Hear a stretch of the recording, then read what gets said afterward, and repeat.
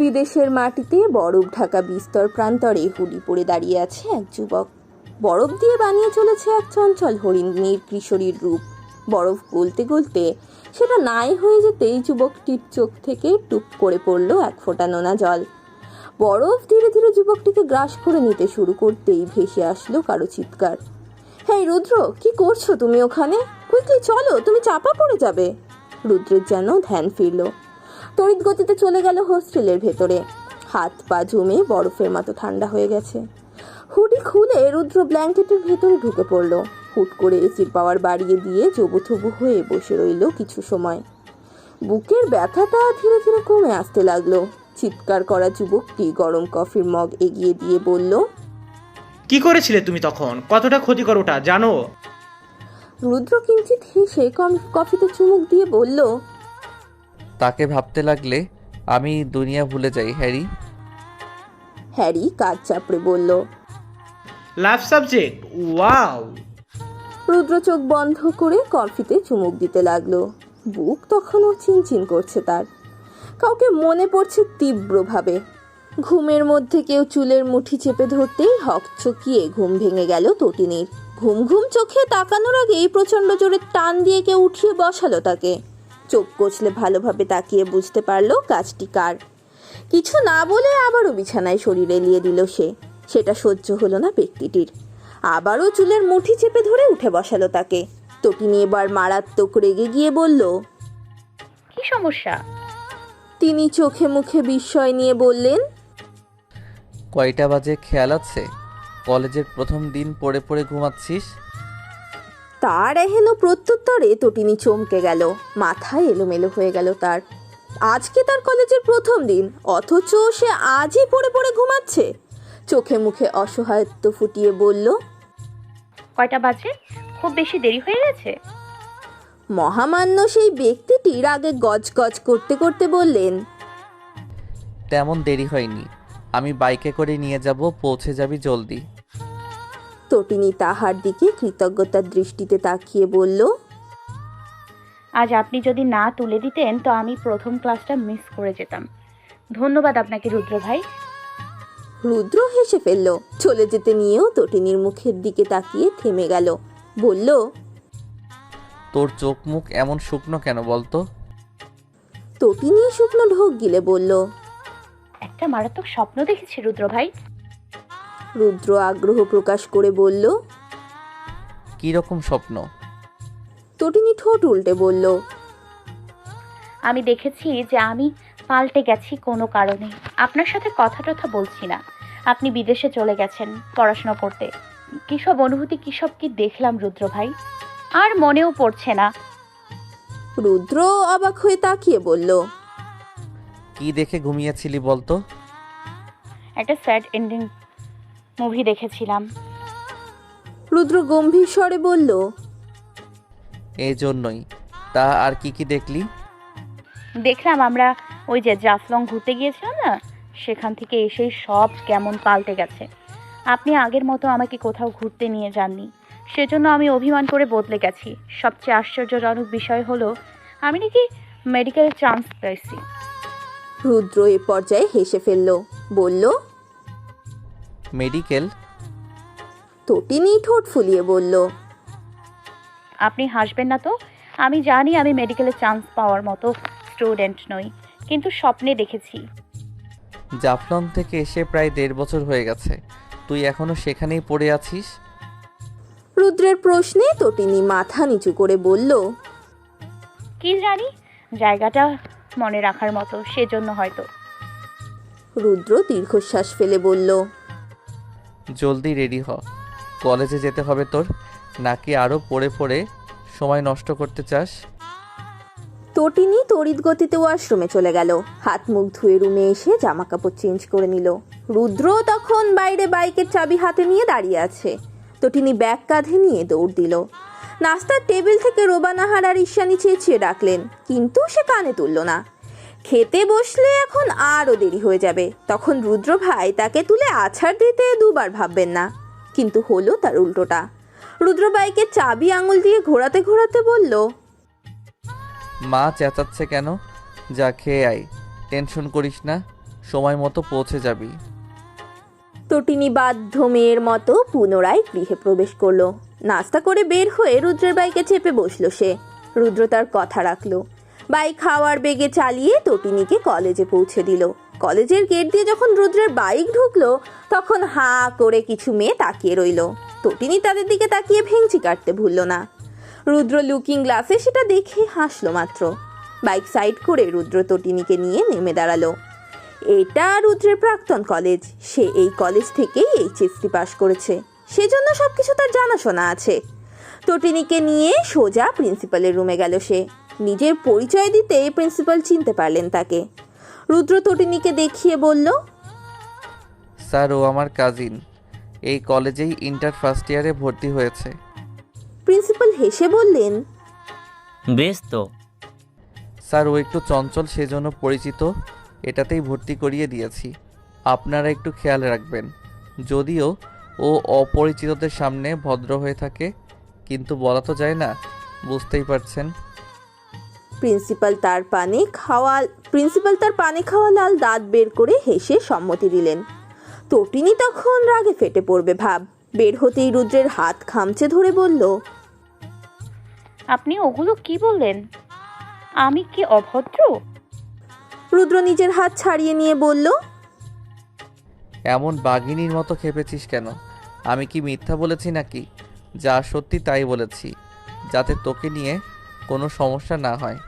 আমি তো আর সবসময় এসে পাহারা দিতে পারবো না তোকে। কার না কার সাথে ঝগড়া লেগে যাবি। তটিনী কিরমিরিয়ে বলল, তাই বলে আপনি এসব বলবেন? আমি কি ছোট হচ্ছি নাকি? আগের মতো অবুঝ তো নই যে সমস্যা নিজেই দেখতে পারবো। আপনাকে টানবো কেন? হু আর ইউ? রুদ্র গম্ভীর স্বরে বলল, তুই যদি আর একটা কথা বলিস তো তোকে এখন তুলে একটা আছাড় দিব। তটিনী দমে গেল। রুদ্র মাথায় টোকা দিয়ে বলল, শান্তশিষ্ট হয়ে থাকবি, কোনো সমস্যা হলে আমাকে ফোন করবি, ঠিক আছে? তটিনী কোনো কথা বলল না। রুদ্র তটিনীকে ওর ক্লাসের সামনে নিয়ে গেল। বলল, এটাই তোর ক্লাসরুম, যা গিয়ে বসে পড়, সব পড়া নোট করবি। রাতে আমি সব দেখব, মনে থাকে যেন। রুদ্র চলে গেল। তটিনী পা তুলে বসলো।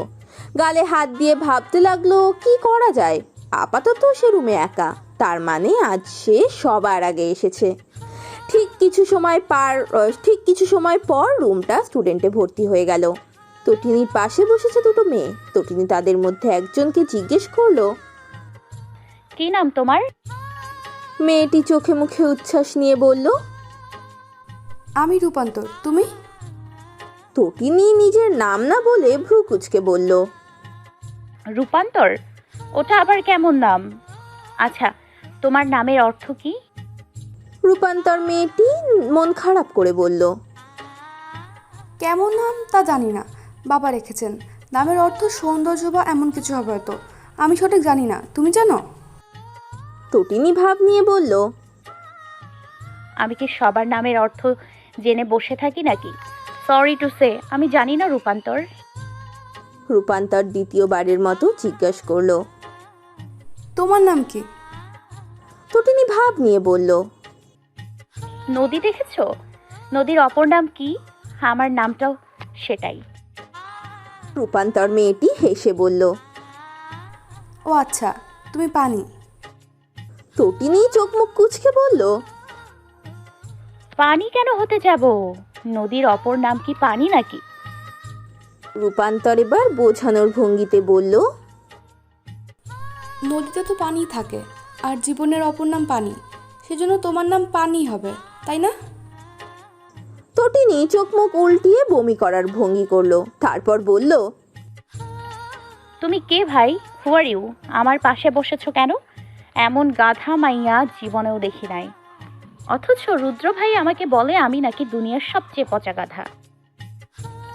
রূপান্তর উৎসাহ প্রকাশ করে বলল, রুদ্র ভাইকে?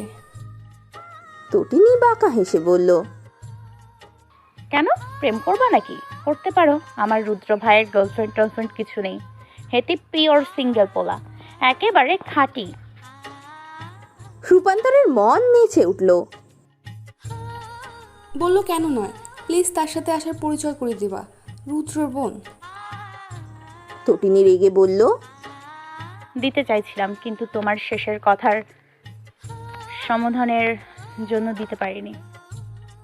রূপান্তর হয়তো কিছু বলতে চাইছিল, কিন্তু তার আগেই ক্লাসে স্যার প্রবেশ করলেন।